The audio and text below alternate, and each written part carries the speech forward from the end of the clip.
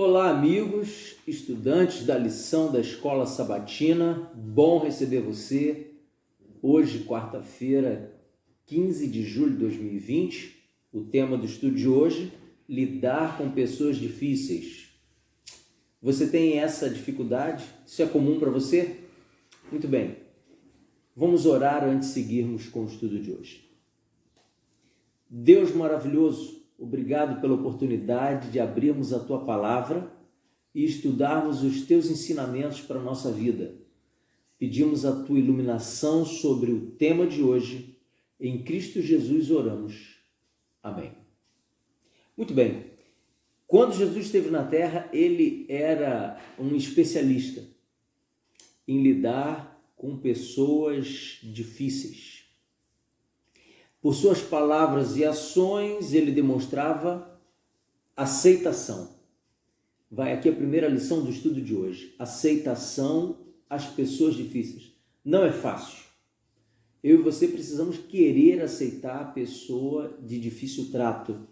Jesus Cristo, quando ele nos ensina através da Bíblia que não faz ou não devemos fazer acepção de pessoas, ele está falando dessas pessoas aqui também. Pessoas que realmente são difíceis de serem tratadas. Um relacionamento delicado, melindroso.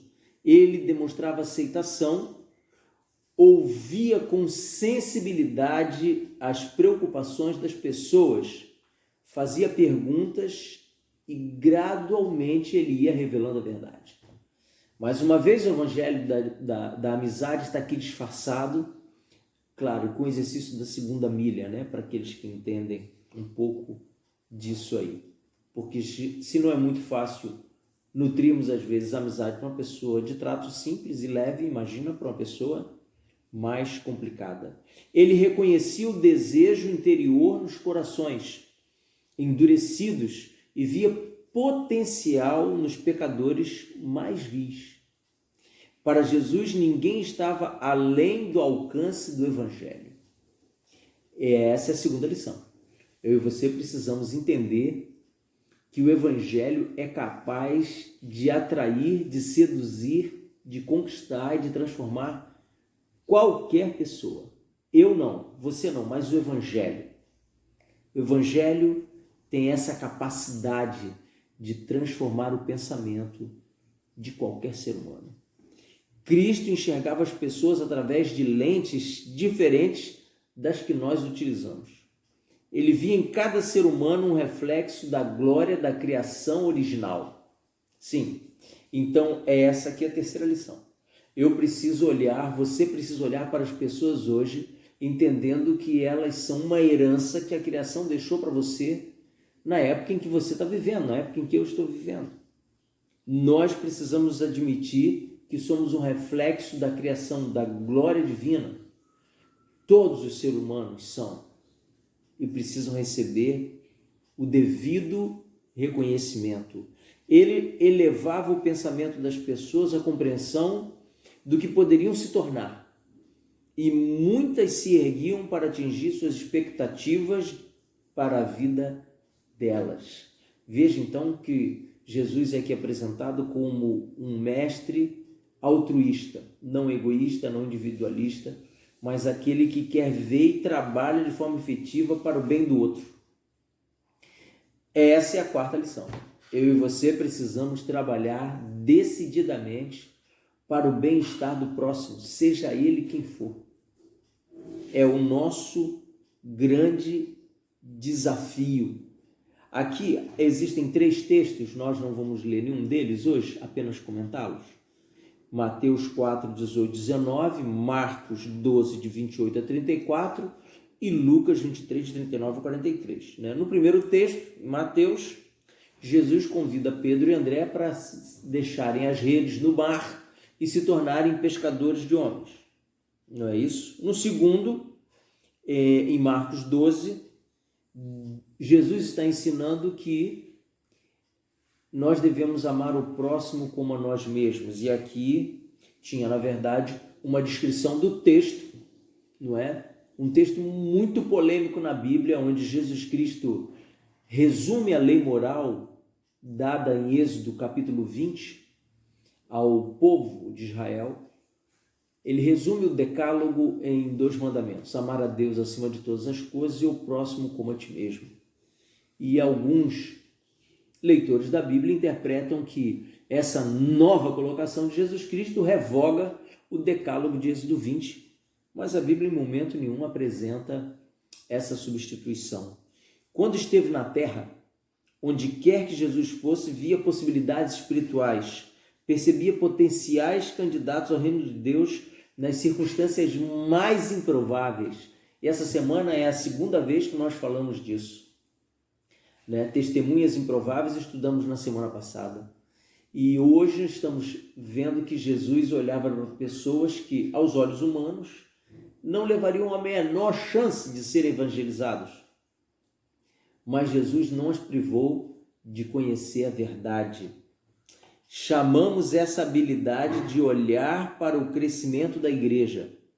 Esse olhar que vê o crescimento da igreja é uma sensibilidade cultivada para ver as pessoas como Jesus as via, como pessoas que podem ser conquistadas para o reino de Deus. Na visão de Jesus, todas as pessoas, Jesus aqui na terra entendia que poderiam se tornar seguidoras de suas verdades que estão expostas na Bíblia, sem nenhuma exceção.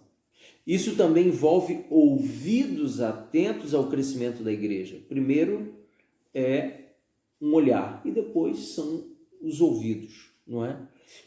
O que tem a ver com ouvir as necessidades não verbalizadas, sim. Isso aqui é um pouco difícil, né? Pode ser para você, para mim, mas não era muito para Jesus, não. Jesus ouvia a necessidade, as demandas, os desejos, os projetos, mesmo que as pessoas não abrissem a boca para dizer isso.